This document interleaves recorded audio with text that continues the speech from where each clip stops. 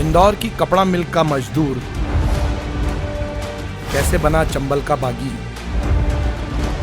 कैसे रहते हैं समर्पित डाकू जेल की चहारदीवारी में। अरविंद गुजर से बात करने पर मुझे यह भी महसूस हुआ कि उसके परिवार के कई सदस्य आत्मसमर्पण के बाद बकायदा सरकार के अस्पताल में अपने स्वास्थ्य का लाभ ले रहे थे। उसकी पत्नी जो उस समय गर्भावस्था से गुजर रही थी, उसकी पत्नी का प्रसव भी सरकारी अस्पताल में हुआ और अरविंद गुजर इस बात से बेहद आश्वस्त था कि दुश्मन की निगाह में उसके परिजन नहीं हैं, वो उनसे दूर है और पुलिस की सुरक्षा में उसके परिजन हैं, वो खुद पुलिस की सुरक्षा में। तो इस तरह से अरविंद गुजर का जो सरेंडर था वो बहुत ही नाटकीय तौर पे था और सरकार के साथ समझौते के तहत जेल में उसे सभी प्रकार की सुविधाएं मिल रही थी।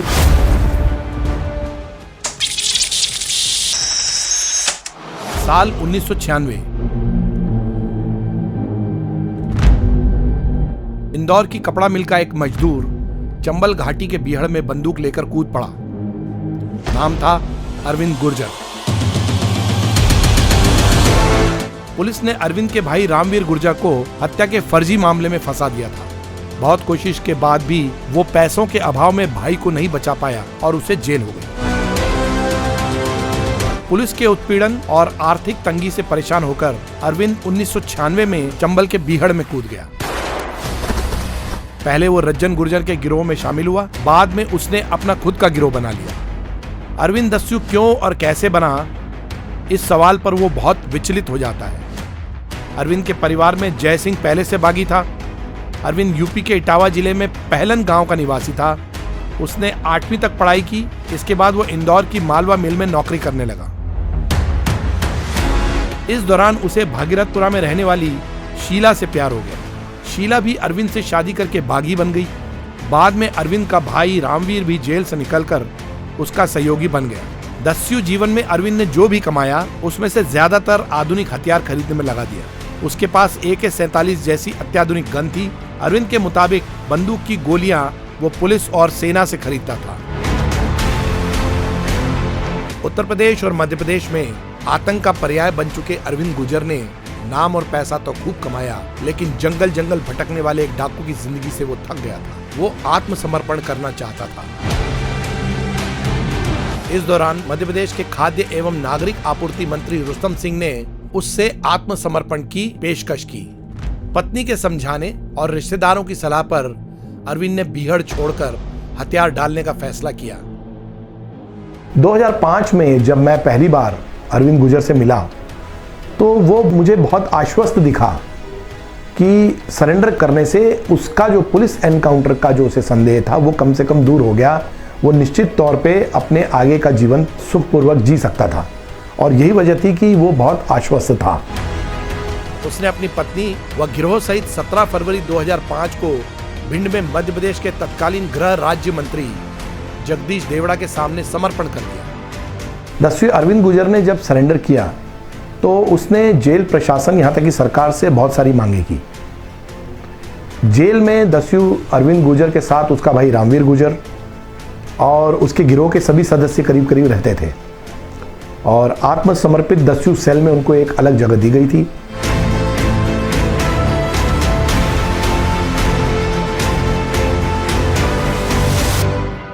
समर्पण के बाद अरविंद को पूरे गिरोह के साथ ग्वालियर की सेंट्रल जेल के आत्मसमर्पित दस्यु सेल में रखा गया। 9 साल तक बीहड़ों की खाक छानने वाले बागी अरविंद गुजर ने इच्छा जताई कि सजा पूरी होने के बाद वो विधानसभा का चुनाव लड़ना चाहता है, उसे विधायक का टिकट दिया जाए। सरकार से मांग करता रहा कि जब उसकी सजा पूरी हो जाए तो उसे विधायक का टिकट दिया जाए। वो चुनाव लड़ना चाहता था। उसका कहना था कि वो समाज की मुख्य धारा में आना चाहता है और समाज के साथ शांतिपूर्वक रहना चाहता है। ये सब बातें आत्मसमर्पित दस्यु करते हैं और जाहिर तौर पर एक ऐसा ट्रेंड बन चुका है कि हर डाकू सरेंडर के बाद पॉलिटिक्स में आना चाहता है।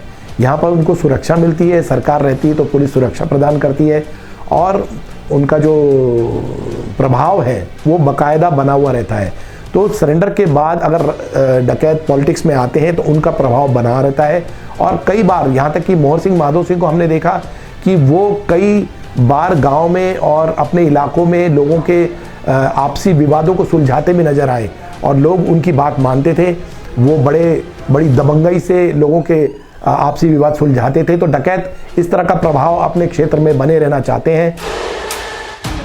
अरविंद देवी दुर्गा माँ का भक्त था। बीड़ों में दस्यु जीवन गुजारने के बाद समाज की मुख्य धारा में शामिल होना चाहता था। उसकी मंशा राजनेता मुलायम सिंह यादव का आशीर्वाद लेकर समाजवादी पार्टी से जुड़ने की थी। वो चाहते हैं कि राजनीति में आने पर उनका प्रभाव कायम रहे और यही बात अरविंद गुर्जर भी चाहता था कि सरकार की तरफ से उसे इस तरह की सुविधाएं मिले। और उस समय वो जो है काफ़ी अपने आप को मुलायम सिंह यादव का नज़दीकी बताता था। वो कहता था कि वो उनका बहुत सम्मान करता है और समाजवादी पार्टी से उसको अगर टिकट मिला तो वो ज़रूर चुनाव लड़ेगा। उसने वादा किया था कि अगर पुलिस और सरकार उसकी मांग पूरी करे तो वो रज्जन गुर्जर और सलीम गुर्जर जैसे दस्यु गिरोहों का भी सरेंडर करवा सकता है। जहाँ तक 90 के दशक की बात है, उस समय गुर्जर समाज में काफ़ी डकैत थे। अरविंद गुर्जर है, सलीम गुर्जर है, निर्भय सिंह गुर्जर है, मोहर सिंह माधोम सिंह भी गुर्जर थे और उसके पहले भी गुर्जर समुदाय से लोग बागी हुए थे। तो उनके बीच में गैंग वॉर, एक आपसी रंजिश की तरह का माहौल था और इससे पता चलता है कि काफ़ी बड़ा आपसी विवाद इन डकैतों के बीच में देखने को मिला। उस समय अरविंद गुर्जर और रामवीर गुर्जर पर निर्भय सिंह गुर्जर ने 20 लाख का इनाम रखा था और उसी के बदले में अरविंद गुर्जर और उसके भाई रामवीर गुर्जर ने निर्भय सिंह पर 40 लाख रुपए का इनाम रखा था। लेकिन दोनों ही एक दूसरे को किसी भी हालत में कोई नुकसान नहीं पहुंचा पाए। डकैत अरविंद गुर्जर ने जब अपनी पत्नी और गिरोह सहित भिंड में सरेंडर किया था तो उसने 1 दर्जन शर्तें रखी थी। शर्तें भी ऐसी जिससे वो जेल में ऐश की जिंदगी जीता और जेल से रिहा होने के बाद भी उसके पास धन की कमी कभी नहीं रहती। उस समय सरकार ने यही कहा था कि अरविंद ने पुलिस के दबाव में अपने गिरोह के साथ समर्पण किया है। अरविंद ने सरकार से अपनी पत्नी को साथ रखे जाने की भी मांग की थी। 2005 में अरविंद गुर्जर ने सरेंडर के बाद कई शर्तें सरकार के सामने रखी, जिसमें कि उसने ये भी मांग की कि उसकी पत्नी को उसके साथ रखा जाए। लेकिन जेल में जो आत्मसमर्पित दस्यु सेल है उसमें इन दस्युओं को काफ़ी सुविधाएं दी जाती हैं, जैसे कि वो बगैर हथकड़ी के रह सकते हैं, घूम सकते हैं वहाँ खुले। उनके साथ उनके गिरोह के सदस्य रहते हैं, दूसरे सभी सदस्य रहते हैं। उनको खाना बनाने के लिए विशेष सुविधा दी जाती है, या वो खाना खुद का बना सकते हैं या उनके साथ रहने वाला कोई खाना पका सकता है उनके लिए। इसके अलावा उन्हें दूध, दही, देसी घी और मांस और चिकन भी दिया जाता है ताकि वो अपनी सेहत का पूरा ख्याल कर सकें।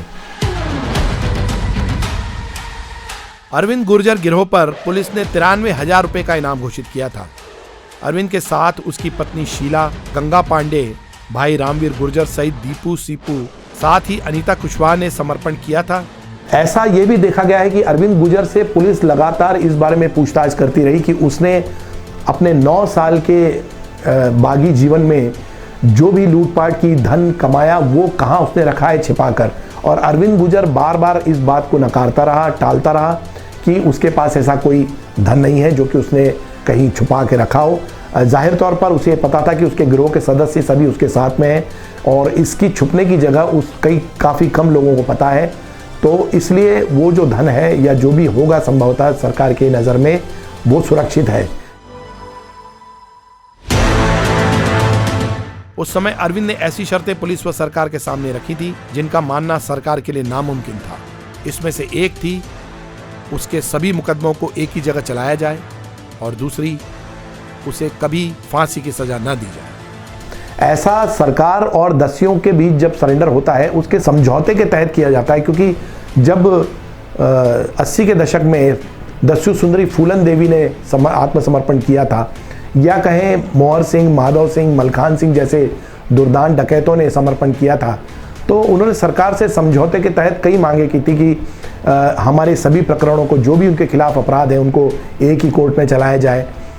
उनके खिलाफ उनके जो विरोधी हैं उनसे बचने के लिए उनके परिवार को सुरक्षा मुहैया कराई जाए, उन्हें आगे की ज़िंदगी जीने के लिए बंदूक का लाइसेंस दिया जाए, साथ ही उन्हें मौत की सज़ा ना दी जाए। और जो दस्यु आत्मसमर्पित सेल है वहाँ रखे जाने पर उन्हें सभी तरह की सुविधाएं मिले, खाने पीने का ध्यान रखा जाए, स्वास्थ्य का ध्यान रखा जाए।